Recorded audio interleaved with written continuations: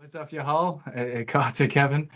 I'm here joined by, I'm very honored to be joined by a very, very venerable an Acharya, none other than Sri Dharma Pavartika Acharya.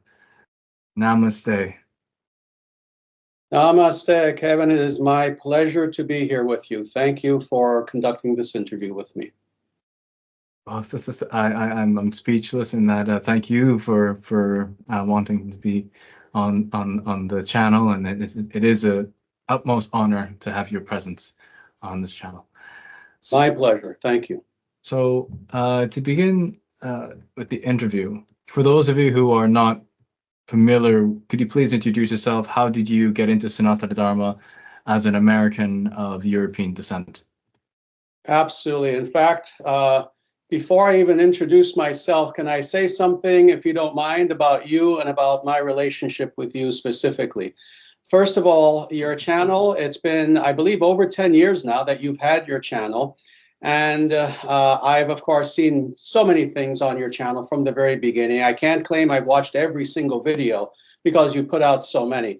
And let me tell you, both you yourself as a person, your knowledge, your channel, everything has grown so much to the point where you have every right to be very proud of all the hard work that you put into this.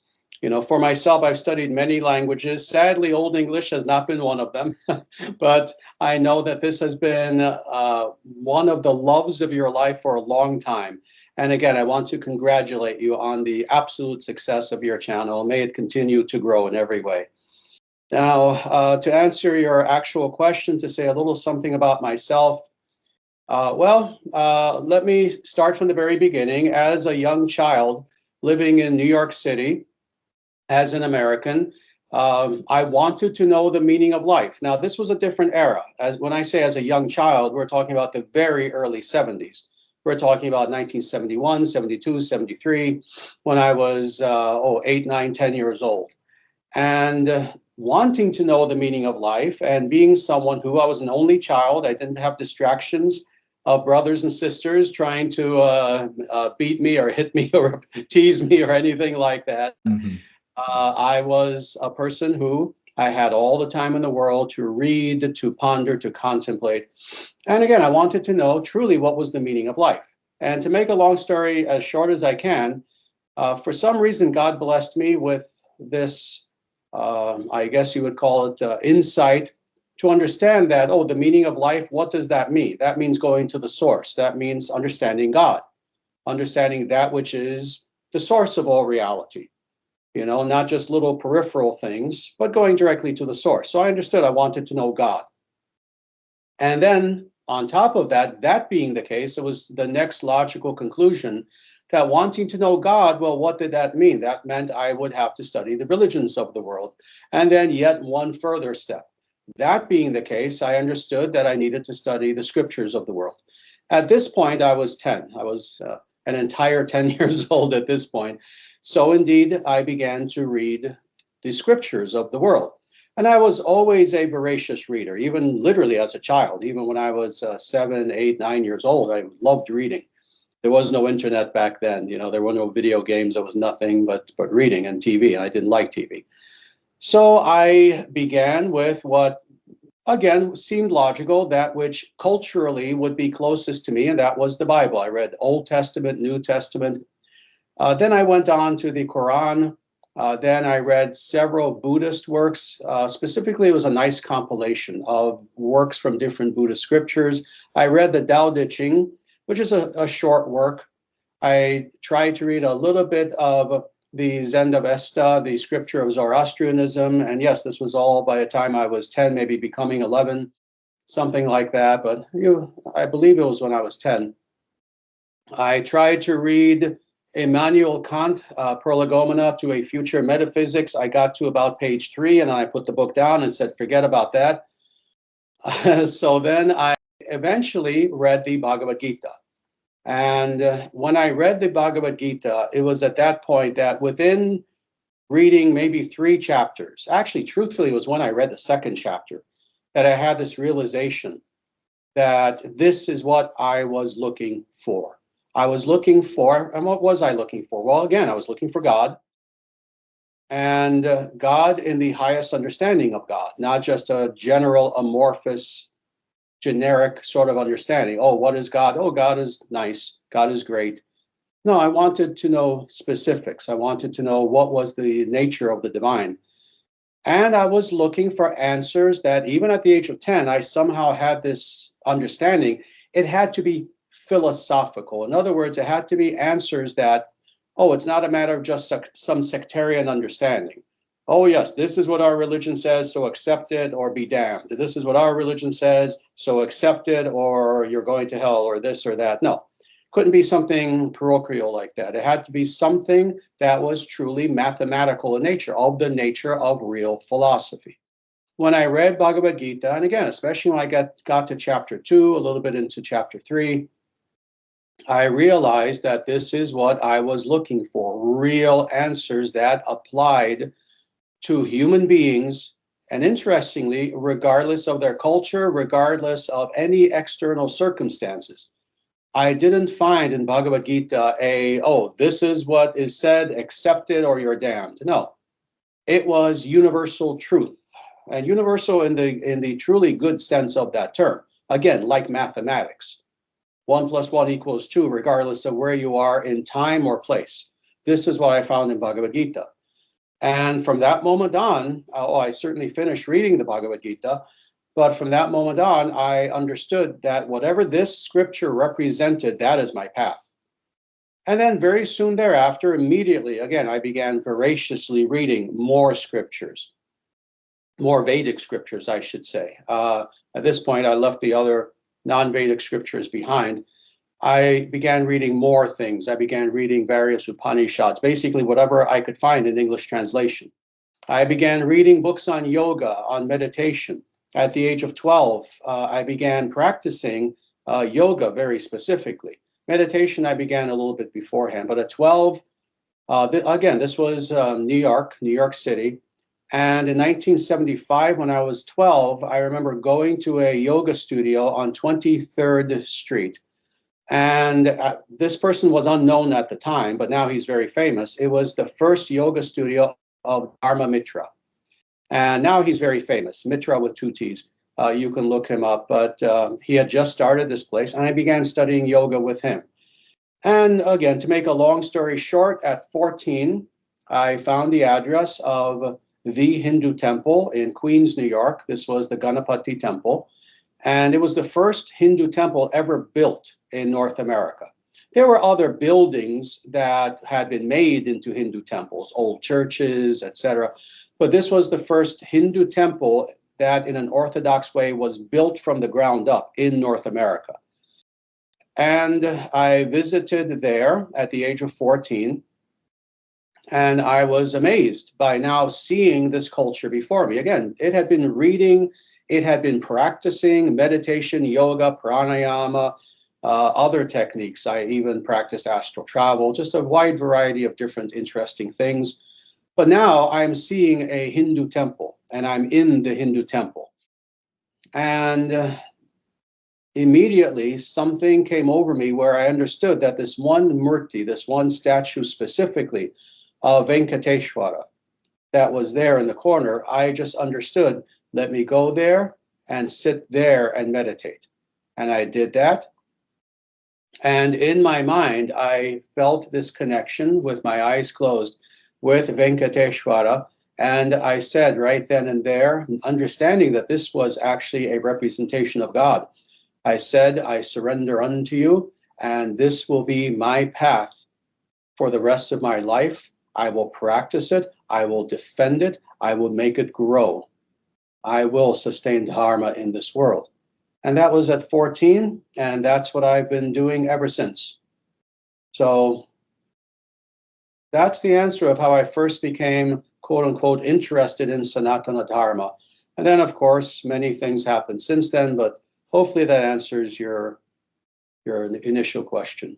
Oh, thank you so much, Acharyaji. That really did, and hopefully it'll perhaps inspire others to take an interest in Sanatana Dharma. That it's meant for for everyone, really. It's not for one specific group. It's universal in that everyone has access to it.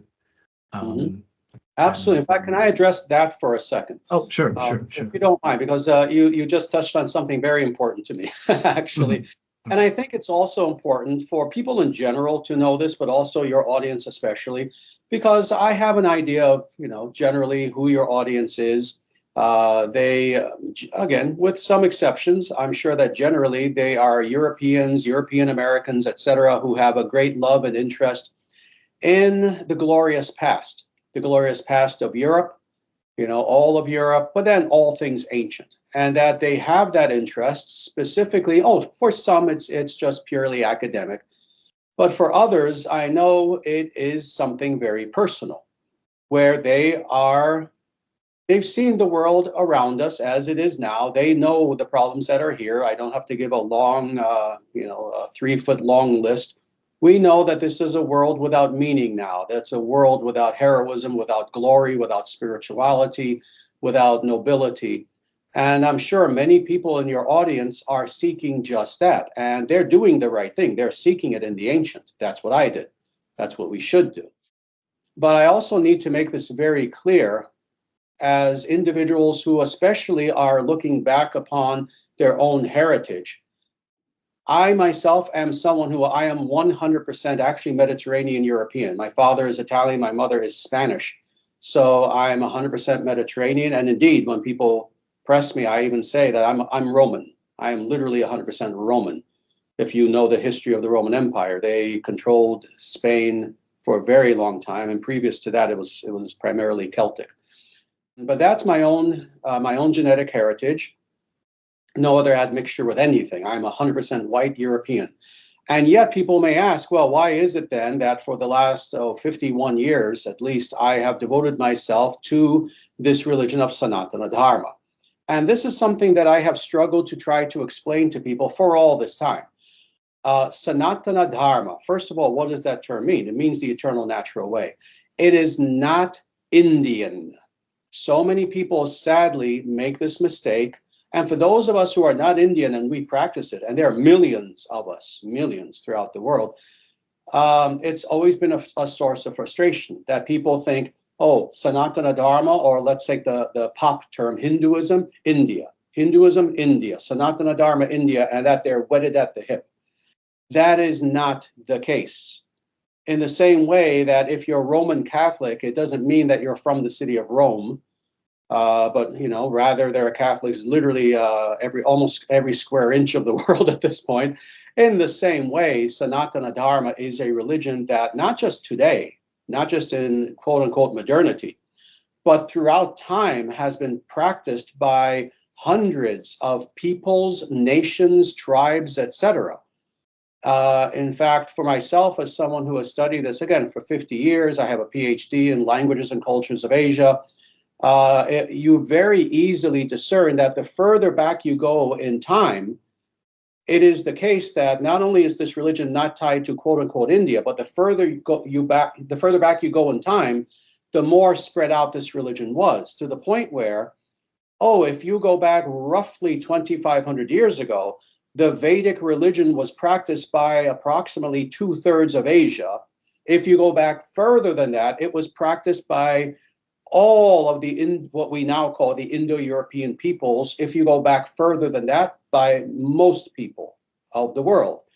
This is a religion which, again, let's say if you were to go back roughly 4,000 to 5,000 years, you would find instances of Sanatana Dharma throughout the length and breadth of the totality of Europe, from Ireland to Greece, from as far north as you can go to the snowy lands of what now is Scandinavia, etc., all the way down to Malta and actually North Africa.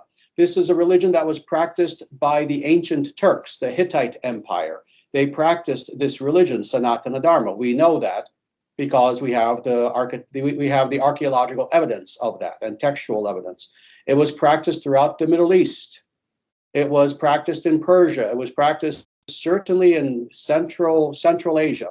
Sanatana Dharma was the religion of absolutely South Asia, so what we now call India, Nepal, Pakistan, Sri Lanka, etc. But it was also the predominant religion of Southeast Asia, stretching all the way to Japan. To this day, we find instances of Vedic deities in Japan. So this is not a religion of India. I am not someone who is a European American practicing a foreign religion. No, the religions that eventually took over Europe, i.e., Christianity and the Abrahamic religions, those are the foreign religions.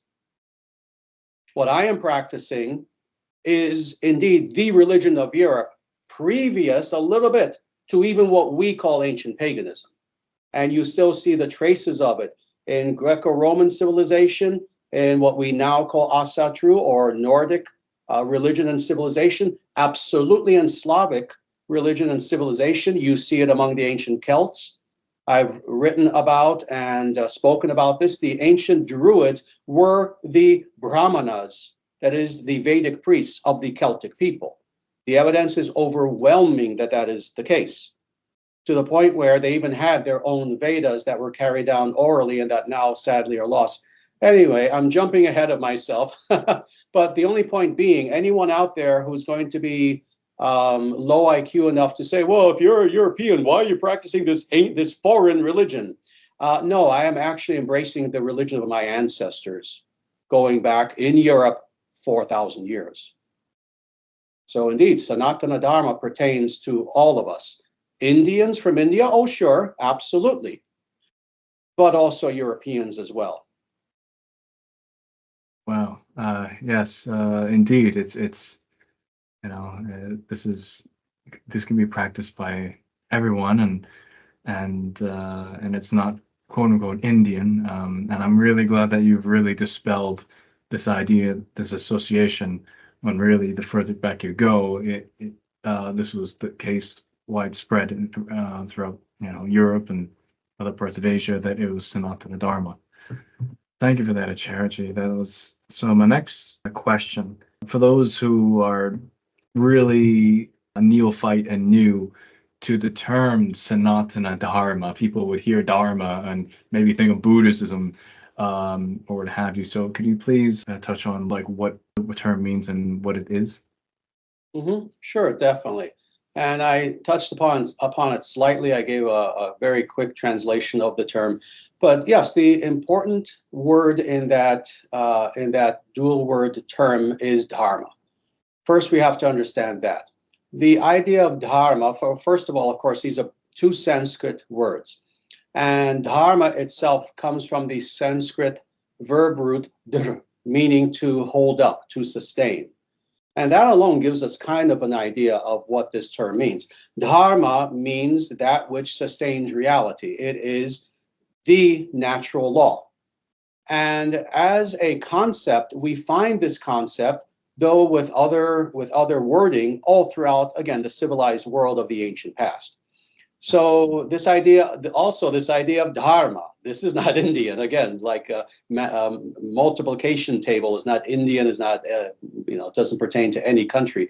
The idea of natural law is something that we find among, again, all of the civilized ancient peoples. And don't tempt me to give a whole list of all these ancient peoples.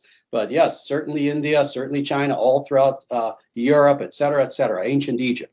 Yes. What is meant by natural law basically is the idea that in addition to the empirical world that we see around us, where there are laws of physics and we can discern those laws, many people have repeatedly throughout history. They'll discover, quote unquote, discover these laws, and then they lose sight of them, then they rediscover them. Well, in the same way, there are metaphysical laws that are there within the universe, that are inherent within the very structure of the cosmos itself. And that being the case, once wise individuals of any given culture discern what those laws are, what is also secondarily discerned consequentially is that when we choose to follow those natural laws as individuals, as a society, we prosper in every way. We prosper spiritually, we prosper materially. We have health, we have wisdom, we have peace, etc. And then, of course, conversely, when we go against the laws of nature, natural law, What do we have? The modern world in 2024. That's what we have. What we have is hell. What we have is chaos. What we have is confusion. What we have people who are unhappy, who are depressed, more depression today statistically than at any other time in human history, people on antidepressants, et cetera, et cetera. What we have is an unhealthy, unnatural world. So this is something, again, that the ancients, all of them, discerned, that we are to live in accordance with natural law. So that's what dharma means, natural law. The other term, sanatana, means that which is eternal. And not merely perpetual, not merely everlasting, but eternal. Meaning that anything that is sanatana is something that never came into being, it always was, and it always shall be, and nothing will ever threaten its existence. So another way of saying this philosophically is sanatana means that which has necessary existence. In other words, its going out of existence is not a possibility, either conceptually or in reality. That's what's meant by sanatana. So very philosophical term. It's a beautiful term. This is the name of our religion. Sanatana Dharma is the eternal, natural way. So that's what the term means. And if I can just finish by saying this has always been the actual name of this religion. It is there in the scriptures. We find it in Rig Veda. We find it all throughout the Vedic scriptures. All of the great teachers of this tradition, going back thousands of years, have used this term. The term Hinduism, on the other hand, is a few hundred years old. Obviously, if you have an ism on the end of something, that's English. That's not Sanskrit. That's not any other language. This term Hinduism was first coined, I believe by the British, again going back several hundred years, to refer to, in their mind, those weird people in India and what they're practicing. And in their mind, they couldn't even distinguish a Muslim from a Vedic person from anything else. They're all Hindus. That was how this term came about. Obviously, it's a meaningless term. If anything, it's almost an insulting term. And that's why I and other, let's say, more knowledgeable Vedic teachers, we don't use that term. We don't say we're practicing Hinduism. We say we're practicing what is the actual name of this religion, Sanatana Dharma. Excellent. Thank you for that thorough answer. Yeah, because just to add on to what you're saying, because in the term Hindu could be synonymous, like a geographical epithet, like the word heathen or pagan. These were words used by people not practicing the natural way. These are terms from outside being imposed. Mm-hmm. Yeah. Yes, absolutely. Thank you for that, Acharyaji. My next question, what is your experience as a Westerner of Vedic spirituality and as a recognized authority in the tradition of Vedic spirituality? Very good. Well, it's, as far as practicing the path itself, of course, it's been nothing but positive. It's been nothing but beneficial. Again, I've been on this path since the age of 10. I'm a few years older than that now, so it's been quite some time. I've been on this path for 51 years. So, of course, for myself personally, it's been wonderful. But at the same time, again, certainly as an individual of the West, as a Westman living in America, it has been a little bit mixed as far as other people's reaction toward me. And this has been true throughout my life. So, of course, again, this stereotype coming back again and again throughout my life, that people will say such things to me as, oh, well, why don't you just practice Christianity or practice some other recognized Western religion, et cetera, et cetera. There has been a little bit of pushback, even from people in the Indian community, basically in an attempt to claim ownership over this path. Throughout my life, there have been a few Indians who, of course, will kind of try to put me in a secondary place. Oh, yes, it's so nice you're interested in our culture. Maybe we'll take you under our wing and, try to teach you a little something. And yeah, so this sort of attitude has been there throughout my life. Again, it's not something that has embittered me in any way, just experiences that I And any Westerner who begins practicing this religion will have, and again, it's because of the stereotypes. But other than things like that, the vast majority, interestingly, of the Indian Hindu community, the more intelligent individuals, have been nothing but welcoming toward me. And that also has been the predominant experience of my life.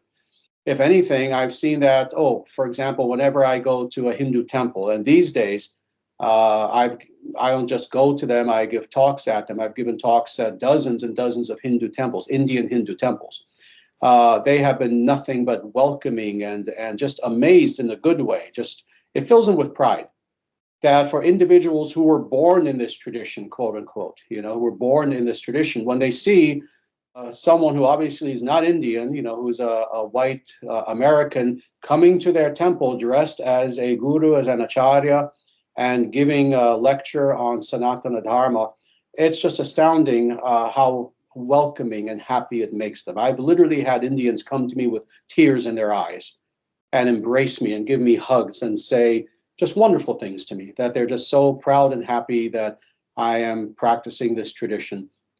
So again, while it's been a little bit mixed, the overall experience that I've had with other people has been very, very good.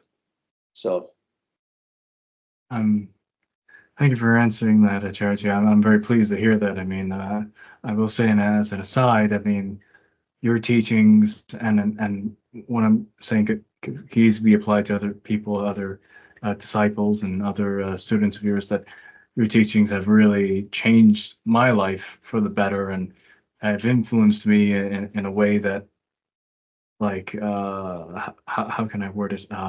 Like questions about life, and it was actually through your teachings. In fact, my favorite video of yours is the path of self-surrender, and I would listen to that like every night as a routine, and that eventually I got inspired to listen to the Bhagavad Gita, the audiobook, and like when I listened to the whole thing, I was like, oh wow, okay, this is it for me. Absolutely wonderful that you've been received, positively by by the South Asian community and people abroad and all that. Yeah, I would also say it's because, well, you're trying to do the real thing, whereas some organizations, they would focus on one aspect of Sanatana Dharma. Could you elaborate a bit on that, please? sure, definitely. Well, first, just to quickly touch upon just going back to the Indian community very quickly, it's fascinating. Of course, as Westerners, and again for myself, I was first introduced to this religion in the early 70s. Oh, back then, of course, we had to derive our knowledge, from Indians. That was natural because, again, they retained this tradition.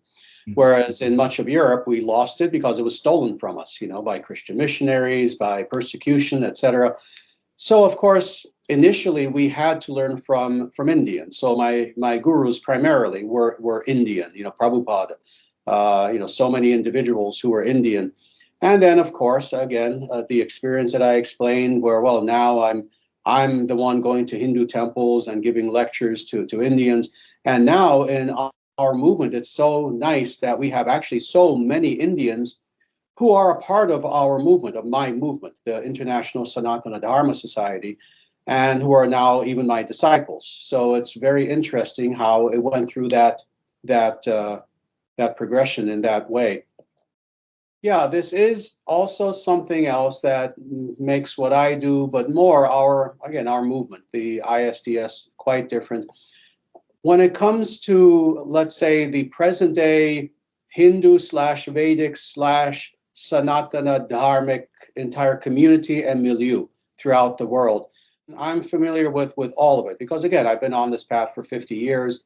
I even know many of the top Hindu leaders and swamis and Hindu activists throughout the world, etc. I've studied many movements throughout the world. And it's interesting. It tends to be the case that various organizations will focus on one aspect of Vedic spirituality or the other. And there are many different aspects, but there are several that are primary. It seems that some organizations will focus either on, let's say, yoga, and that's their thing. They focus on yoga. and hopefully with the totality of what that means, not just the physical exercises, the asanas, but yoga as a philosophy, the meditation, again, the full system. But some movements tend to focus exclusively on that. Other organizations tend to focus exclusively on Vedanta. That is, let's say, the more overtly philosophical aspect, dealing with the Vedantic literature, etc. And then on the other hand, some will deal mostly with ritual. There are Hindu organizations, Vedic organizations, where that's the primary thing of interest to them. In fact, several come to mind. I won't, mention the names of organizations, but that seems to be what they focus on. And then lastly, as far as these top four at least, there are some movements where they focus exclusively on bhakti, where devotion is everything for them. And truthfully, of course, devotion is the most important thing. But what is interesting is that when we go back far enough into, not just Vedic organizations, no, Vedic civilization as it truly existed at one time, with multiple nations, multiple city-states, all of which were practicing Sanatana Dharma, what we've seen is that civilizationally, it is all of these various aspects of Sanatana Dharma that were emphasized in the past, and they were integrated in a perfect way. So in other words, it's not just the idea that we should be doing merely yoga, that is just the strict practice, or just ritual, or just philosophy, or just devotion. But when we go back far enough, we see that the great teachers of the past emphasized all of these integrated perfectly. That being the case, that's how I have always taught personally. Again, devotion, bhakti is the foundation. The Bhagavad Gita makes this very clear, and not just Bhagavad Gita, all the Vedic scriptures. But at the same time, it all needs to be practiced. It's all of importance. So the way that I teach, the way that our movement teaches, the ISDS, is that indeed we emphasize all of it. We teach yoga and authentic yoga, not Hollywood, Los Angeles yoga, the idea of just physically getting into shape so that you can further your modeling career. No, we're talking about true yoga, union with the divine. That's what yoga means, from the Sanskrit verb root yuj, meaning to unite, to bring together. Yes, we teach true yoga, authentic yoga, as a way to have self-realization, to have God consciousness. Oh, we teach Vedanta. When it comes to philosophy, we're unparalleled as far as philosophy.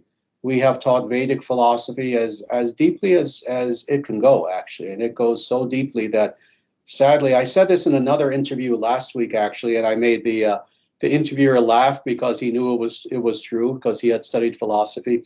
Vedic philosophy leaves all other philosophical worldviews and constructs in the dust. And I've studied them all. I have a PhD in the Department of Languages and Cultures of Asia, but focusing on philosophy of religion. I've studied all Western philosophy from Plato to Derrida and everything in between. I've studied Chinese philosophy. And Vedic philosophy is so advanced that it is truly astounding. So the ISDS teaches this. We teach ritual of every sort, the most ancient rituals on the face of the earth, including puja, including yajna, other rituals that we don't do publicly, that are sacred rituals. And of course, the foundation of it all is devotion toward the absolute, toward God. So indeed, it's unfortunate that other, let's say, slightly parallel Vedic movements or organizations, they will tend to focus on one thing or the other. That's their specialty. Whereas we practice it all, and we try to do so, authentically, nothing made up, nothing, that just arose in the last several hundred years, but it has to be based in the Vedic scriptures. And then B, we try to practice these things to the furthest extent possible in this day and age. Sometimes we go a little bit further than is possible. Excellent. Thank you for answering that, Acharyaji. As a quick question regarding the ISDS, where can one find out more about the ISDS? Oh, sure. We do have a main website. It's dharmacentral.com. Exactly how it sounds, very simple, dharmacentral.com. That's our main website. Otherwise, oh, I can't even begin to give you the list of social media that we're on. We're everywhere. We, of course, have our primary YouTube channel, the Dharma Nation channel on YouTube, but oh, we are truly everywhere. We're on BitChute, we're on Rumble, on Odyssey, we're on X, we have an X account, Facebook, literally everywhere.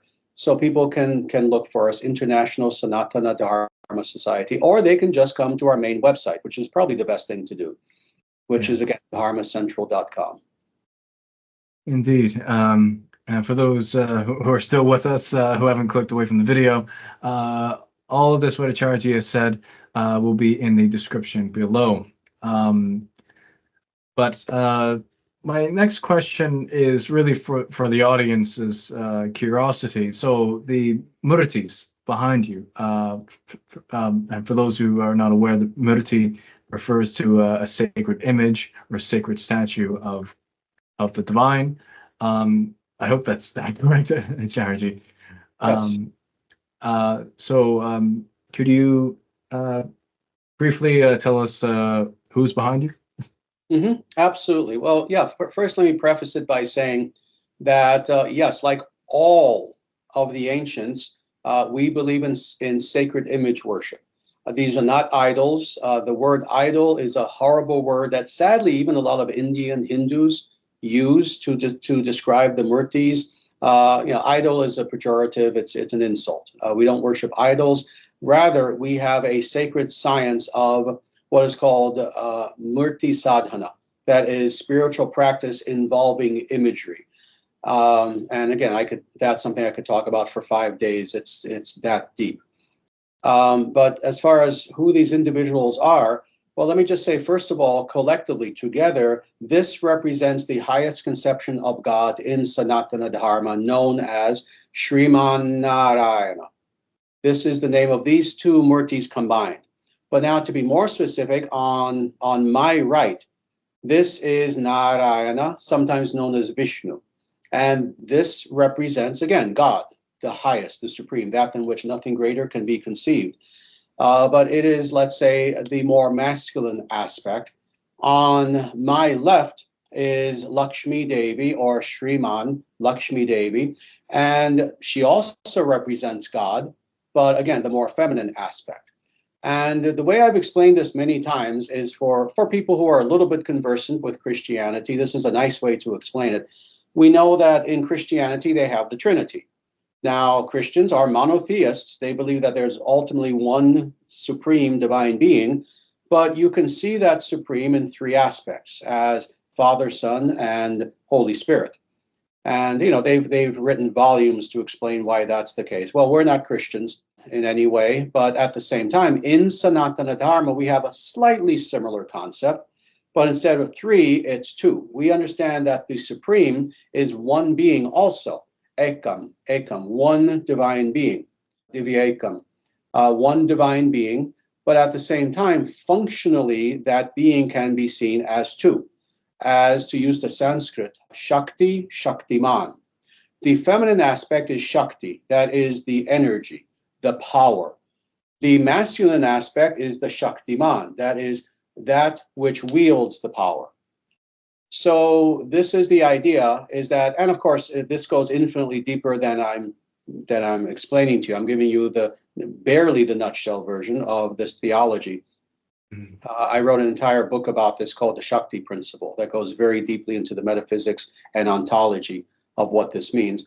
But this is the idea, is that you have the feminine aspect of God, which is the goddess, which again represents the energy of God, but also all energy, positive energy, as we see it operating within the cosmos.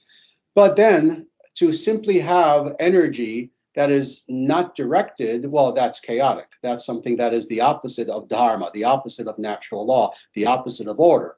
So it's for that purpose that also we have the Shaktiman, that which directs the energy in a positive way and thus makes it dharmic, makes it something that is of the nature of natural order as opposed to its opposite, chaos. All of the ancients were in agreement with this, by the way. This is just as an aside. All the ancients understood that chaos was the opposite of reality. chaos was the enemy of reality, and that what all good people seek is order. That's another way of understanding Dharma. What is Dharma? It is the natural order of the cosmos. So this being the case, this is another way metaphysically in which we can understand the relationship of these two beings, that both must be there. So this is the idea, is that even though we can see that there are two beings, for the devotee, when we look upon Sriman Narayana, we see one being. We see God. We see the absolute, from whence all reality is derived, all spiritual, all material reality. So that's a very brief explanation of who these divine beings are. Wow, thank you for that, Acharyaji. So, my next question related to this, in relation to God, Lord Srimad Narayana, I can imagine somebody coming from a polytheistic background in like Asatru or Celtic paganism. Like, my question would be, to put myself in their shoes, like, what's the relationship between the gods, so to speak, or the devas, and God? Like, what's the relationship? That is an excellent and very important question, actually. And as you know, and hopefully many people in your audience know, even though I'm a follower of Sanatana Dharma, I have wonderful relationships with many leaders within, certainly the Asatru community, but also what I guess we would call the pagan community throughout the world. Indeed, in addition to throughout my life studying Sanatana Dharma, I always had an enormous interest in, let's say, latter day, what for me is latter day, pre-Christian European religion. And when I say latter day, I'm talking about certainly as far back as you can go, but even up until the time that Christianity conquered Europe. It's always been a fascination of mine, and not just an academic one, but a very personal one as well. And let me just say, when it comes to this very unfortunate and unnecessary, let's say, skirmish between the ideas of polytheism and monotheism, this was not the case previous to Abrahamism conquering the known world. In other words, if you read the writings of ancient pre-Christian European peoples, they didn't call themselves polytheists. It's only modern people who do this in their attempt to reconstruct these ancient religions. And of course, the reason why they do so is to juxtapose themselves against the Abrahamists. The Abrahamists, sadly, were so radically monotheistic to the point where it's kind of a knee-jerk reaction that now for the last, really few hundred years, since the 1700s, when we began to have a serious revival of paganism. Really, you could say it goes back to the Renaissance era. Now, of course, there's this really, truly an artificial juxtaposition between, we are polytheists and those evil Abrahamists are monotheists. But that's not something that you actually find in the ancient world, in ancient Europe. What you do find is that, are there many, many gods and goddesses? Oh, absolutely. And indeed, this is one of thousands of elements that Sanatana Dharma has in common with the ancient pre-Christian European religions. Again, if I were to give you a list of how similar they are, we'd have to be here for 3 hours, 4 hours, just giving a list, not even explaining the list. But this is one area in which there is connection, that in the pre-Christian European religions and in Sanatana Dharma, yes, there are multiple beings who we acknowledge and worship, beneficent beings, good beings. And indeed, in many cases, they are the same beings. In some cases, they're localized divinities. They're not universal, they're not celestial beings, but they're localized beings. So you'll find some gods, goddesses, spirits, etc., that pertain just to a very specific locale, whether it's in Europe, whether it's in India, whether it's in Persia, whether it's in America. You'll find localized little divinities that represent a grove, a river, etc. But then, of course, there are the celestial beings. There is the sun god, the moon god or goddess, depending on where you are. There's certainly the earth goddess, and on and on. There is the thunderer. There is Indra / Odin / Zeus, etc. So there are some beings that you find truly universally, and then there are some that are localized. This is recognized, again, both in the ancient European religions, but in Sanatana Dharma as well. So indeed, I can tell you, I myself, followers of Sanatana Dharma, we acknowledge and have reverence for all of these divine beings, gods, goddesses, again, somewhat lesser beings, tree spirits, etc. As long as they are beneficent, as long as they are good, and they themselves are representations of Dharma, then we acknowledge them. On the other hand, within Sanatana Dharma, being the most still complete of all of these ancient religions, we also acknowledge that there is one supreme being above them all. And that supreme being is explained first and foremost very philosophically. This supreme being is understood first philosophically as that which is the source origin of all, as that which is the sustainer of all, as that which, to use Anselmian philosophical language, that in which nothing greater can be conceived. Whatever we can conceive as far as how great that being is, how great the attributes of that being is, how if we even try to enumerate how many positive, auspicious attributes that being has, it would exhaust our mind. However many we could conceive of, we could never come to that full degree of understanding.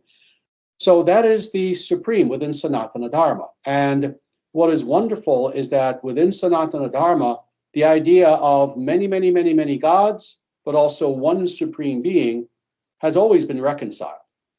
And this is how, people who have studied even quote unquote Hinduism, even a little bit, they've seen this. That on the one hand, oh yes, we acknowledge many, many gods and goddesses. On the other hand, we know that there is a supreme above them all, and that is the ultimate goal to know. That has always been the case, and it has brought about a beautiful reconciliation of what really should never have been a conflict to begin with. This conflict started when, again, these Abrahamic individuals conquered Europe in the name of a radical monotheism. Now in the minds of many pagans, monotheism is a dirty word. For us, it's not. For that matter, polytheism is not a dirty word either. We accept both. So thank you for answering that, Acharyaji. So it goes to show that Sanatana Dharma is very tolerant in that it acknowledges differences and harmonizing those differences. It's tolerant of good things. Oh, good things. Yes. Forgive me. Yes. Tolerant of good things. Yeah. Tolerance is one of those words that's been misused today, of course. Tolerance now means tolerant of anything, including bad things, including things that are degenerate. And we are tolerant of all good things. We are not tolerant of degeneracy or of evil or of lies. But we are tolerant of all that which is, again, of the nature of good. Yes, indeed. And for those of you who are, again, new to this, essentially the topic I'll bring out relating to lesser divinities, lesser gods and goddesses, how if one were to worship them, it's not considered wrong or let's say somebody's worshiping like a beneficent being like Lord Indra or Saraswati, and let's say juxtapose it to not worshiping, let's say, Krishna. That person, if I'm correct, is not considered demonic or anything like that, where that's okay in Sanatana Dharma. Absolutely. Yes. If a person finds themselves attracted to a specific god, goddess, etc., any sort of powerful being who, again, this is the most important criterion, as long as that being is good, then there's absolutely nothing wrong with that. On the contrary, that's a good thing. That's something that we encourage. We encourage people to seek shelter in, to seek guidance from, etc., any good being. And if a person wants to worship Saraswati or Surya or Ganapati, etc., that is something that we would encourage. Excellent. For that matter, I'm sorry, just as an aside, of course, for that matter, of course, as you know personally, we don't leave it just to that, not just the overtly Vedic deities. If a person worships Thor, if a person worships Indra, if a person worships, fill in the blank of any beneficent being who was worshipped, again, in ancient times in Europe, pre-Christian, that is something we encourage. It is a good thing. If a person wants to worship Apollo, that's a good thing. etc. So yes, it's not just Vedic deities, Yeah. but we encourage people wherever their heart takes them spiritually, as long as it's a being who will elevate them and not do the opposite. That's the most important thing. We encourage people to engage in this practice. Yes. Wonderful. Yes, that Sanatana Dharma encourages people to focus their minds on beneficent beings that will uplift them. Wonderful, wonderful.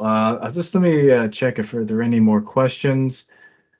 Uh, that seems to be it. For those that are watching, I'm afraid this talk is really geared towards the spiritual aspect of this channel.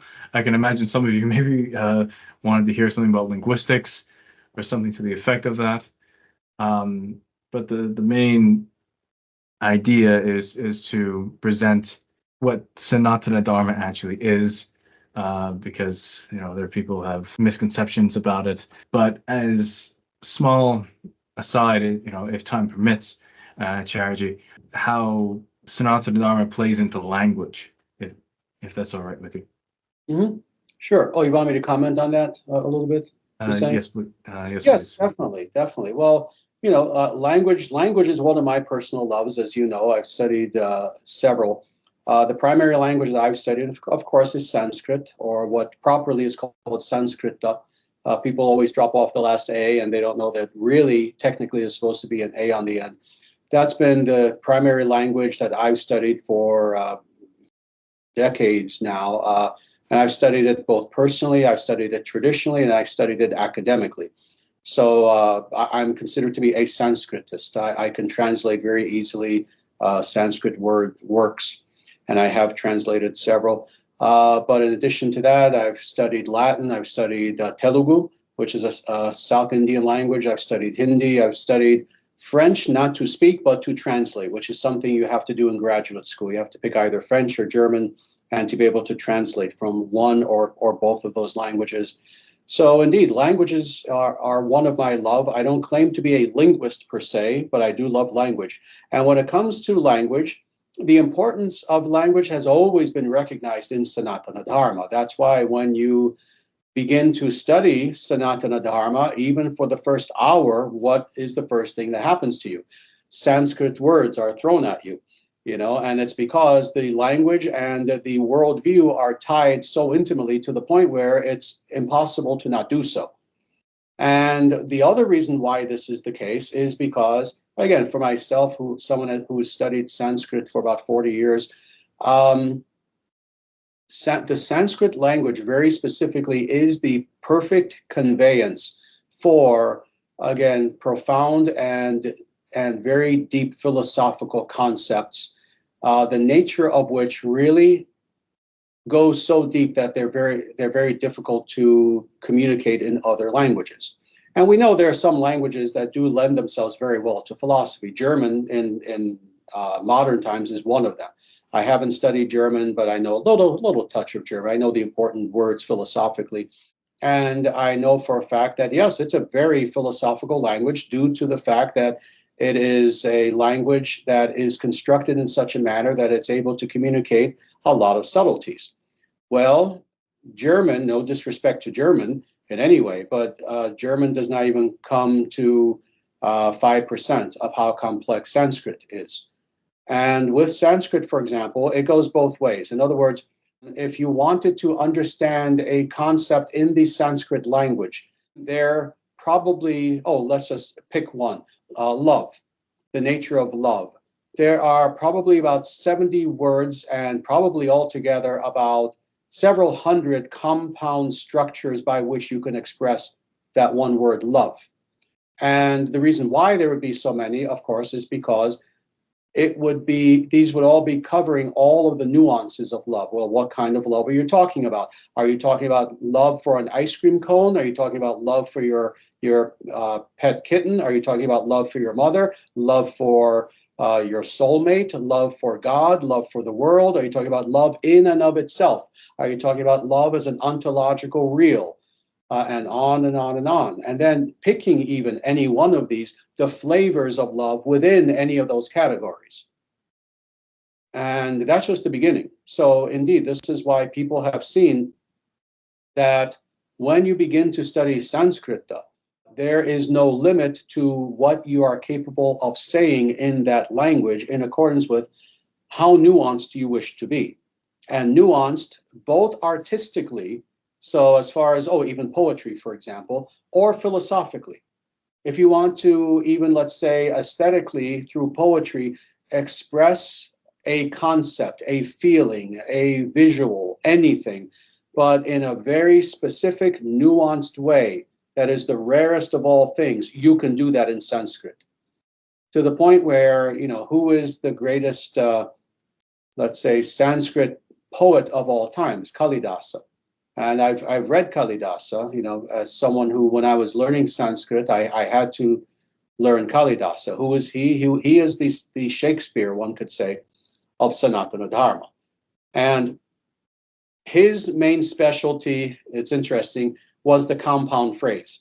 And this is especially what we studied when we studied him. I remember being in graduate school, and we took, maybe about 3 months specifically, and we studied Kalidasa and how he constructed compound. So what I mean by a compound phrase is, to use the English, something very simple like the word bookcase. It's a word. It's one word that we recognize, bookcase, to mean a specific object, but it's a compound phrase, book and case together. Well, he created compound phrases just like that ultimately would be considered one word, but that sometimes were comprised of 7, 8, 9 words altogether. Now, he didn't do this for fun. He didn't do this just to be funny. He did this in a very deliberate way, because each one of those now very long phrases were pointing to, for example, a specific mellow of emotion within a certain situation that is so rare and subtle that people have experienced it, but maybe twice in their lifetime. And he gave that a word. That had to be a compound phrase comprised of, like 6, 7, 8 words altogether. And you have this Sanskrit word that written would be this long, and it would be a word. One word to express one thing of such great rarity that you had to just create a perfect word for it.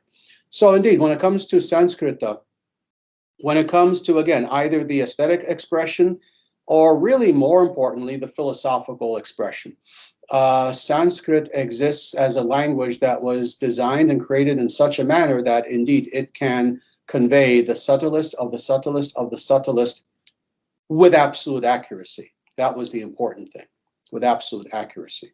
So that's why sometimes people will ask me, Acharyaji, what is meant by this word in Sanskrit? And, they'll just throw a Sanskrit word at me.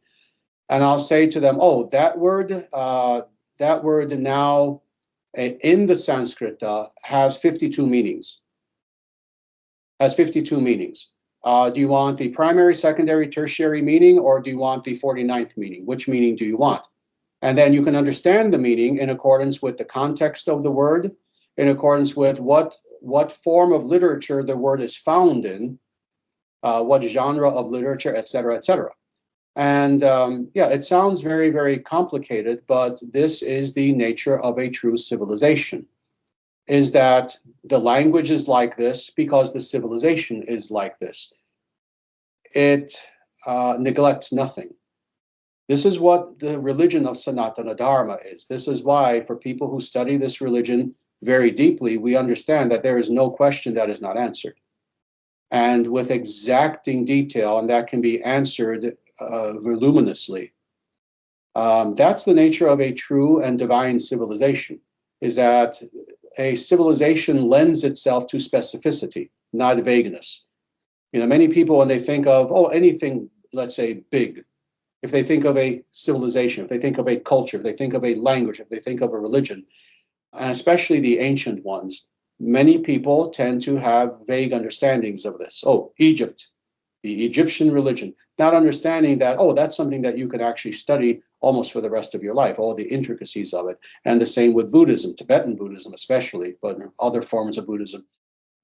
that when you begin to seriously study any of these, it becomes a lifetime passion, and that's just the study thereof, which is of less importance. The practice of it then lends that specificity to actual personal experience in such a way that, now getting back to the spiritual experience, we can talk more about Sanskrit itself if you want, but now talking again about the spiritual experience. When you have the ability to transform yourself with such exacting specificity, and again, in a benevolent way, it comes to the point where, indeed, Sanatana Dharma is a path that's unparalleled.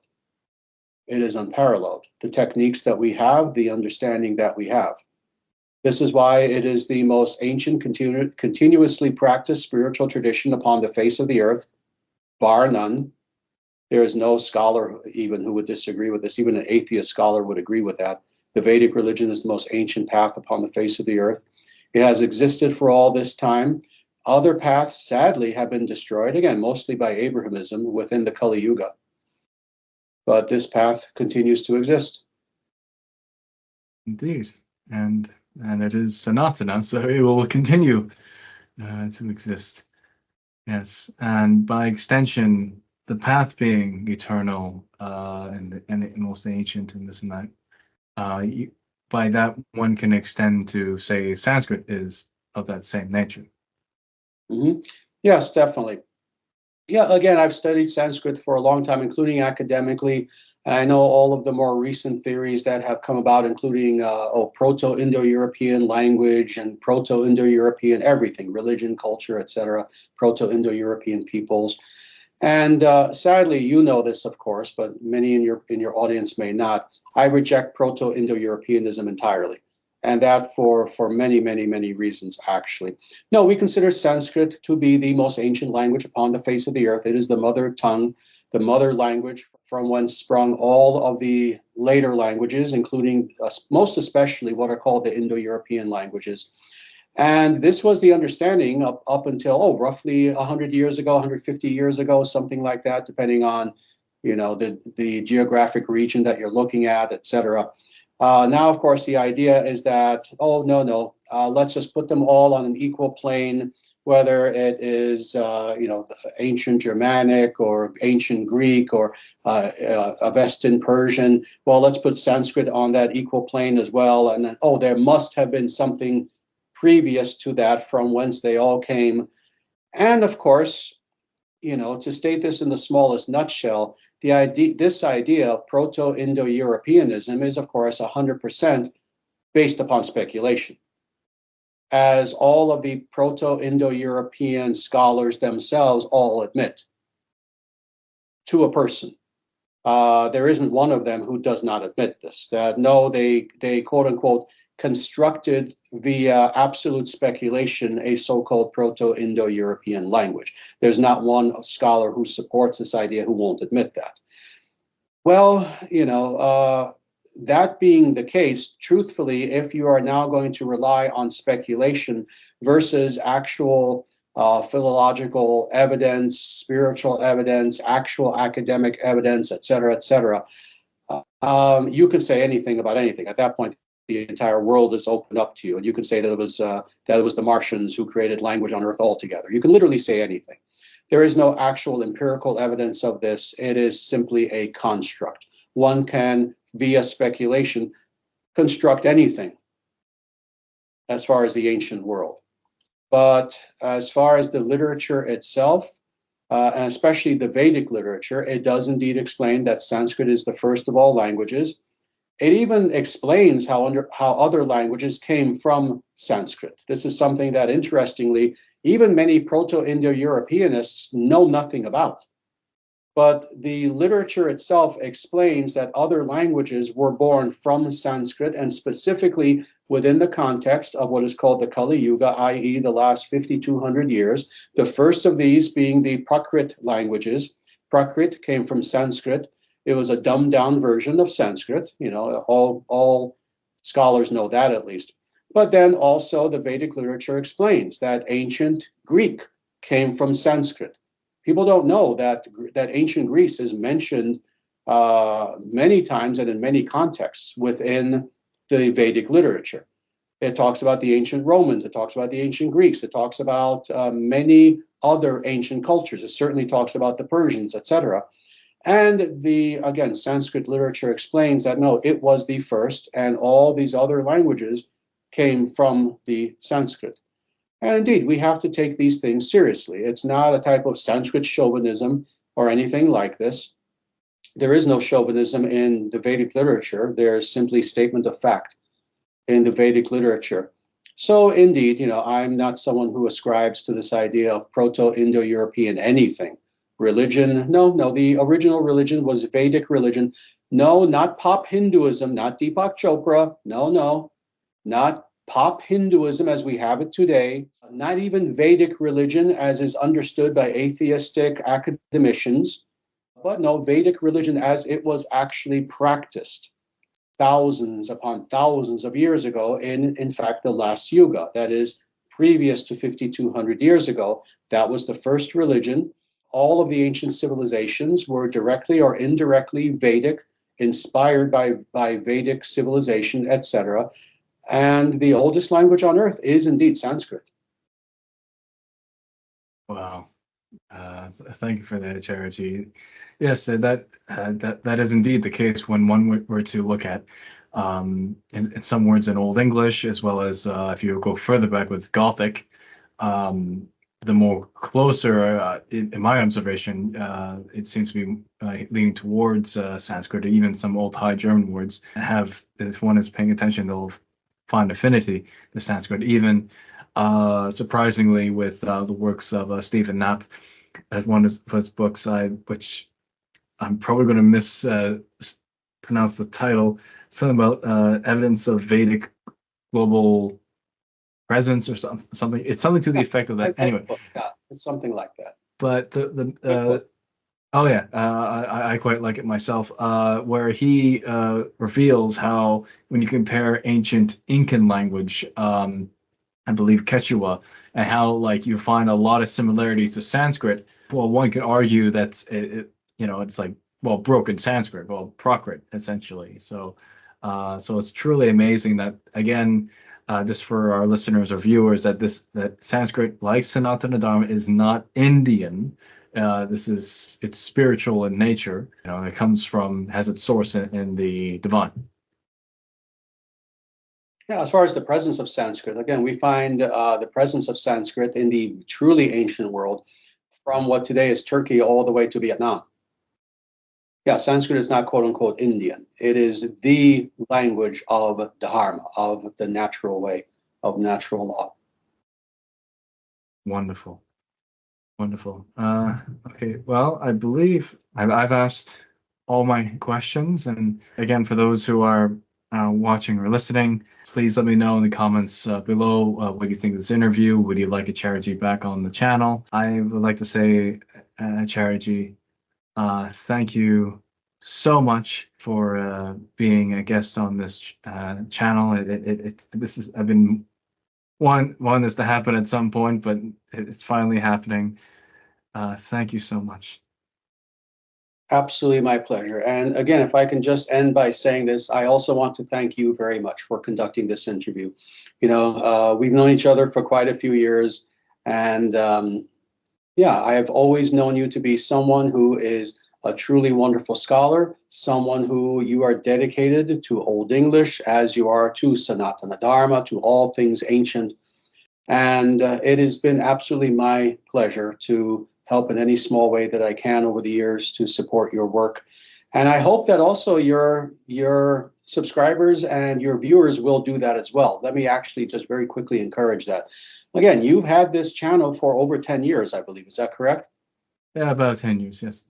Yeah. And your dedication is amazing. During all this time, of course, you've had other things in life pulling you in other directions like anyone else does, but you have dedicated yourself to this channel. I hope that your viewers will support you in every way, that they will donate to you, that they will encourage other people they know to also subscribe to your channel.